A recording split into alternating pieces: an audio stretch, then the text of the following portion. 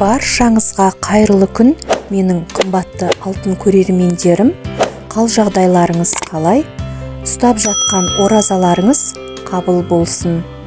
Сіздермен әдеттегідей мен Гүлнұр өте тамаша салаттың жасалу жолымен бөлісемін.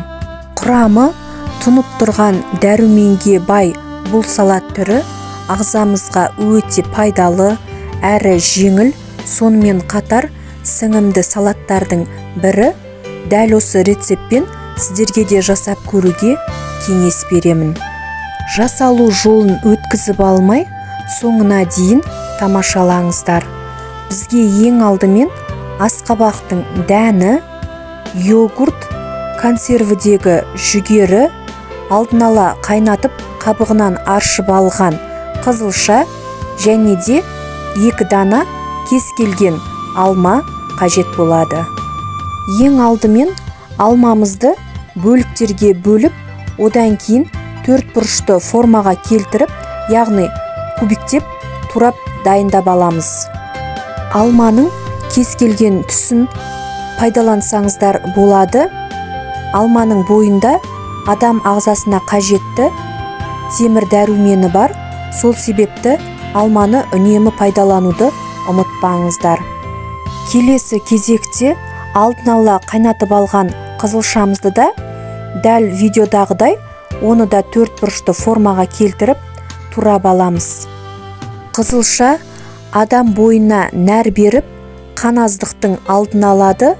Сонымен қатар қан құрамындағы гемоглобиннің төмендеп кетпеуін қалыптастырады. Сол себепті қызылшаны үнемі пайдаланған жөн. Ыдысымызға алдын ала турап алған алмамызды, оның үстінен консервідегі жүгерімізді және де бөліктерге бөліп турап алған қызылшамызды, оның үстінен шымшым тұзымызды салып, ең соңында йогуртымызды салып, жақсылап араластырып аламыз. Йогурттың орнына майонез, зәйтүн майын қосып пайдалансаңыздар да болады. Дәмі өте керемет үйлеседі. Салаттың құрамы мен мөлшерін төменде жазба бөлімінде толықтай жазып қалдырдым. Дәл сол жерден таба аласыздар. Осымен біздің салатымыз дайын. Кез келген ыдысымызға салып, бетіне әсемдік үшін қара мейіз және де асқабақтың дәнін қойып шығамыз.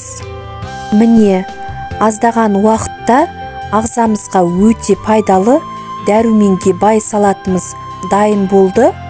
Дәл осылай дастарханымызға ұсынсақ болады.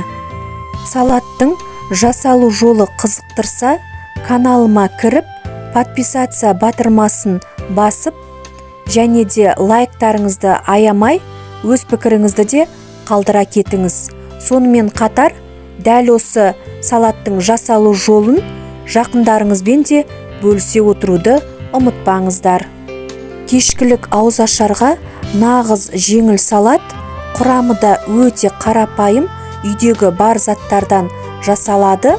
Сол себепті сіздерге де дәл осы салатты жасап көруге кеңес беремін. Назарларыңызға үлкен рахмет. Сіздермен болған Гүлнұр. Келесі видео рецептте жолыққанша аман сау болыңыздар. Еңбегімді бағалап, каналыма тіркеліп, лайктарыңызды аямай басып, өз пікірлеріңізді де қалдыра кетіңіздер.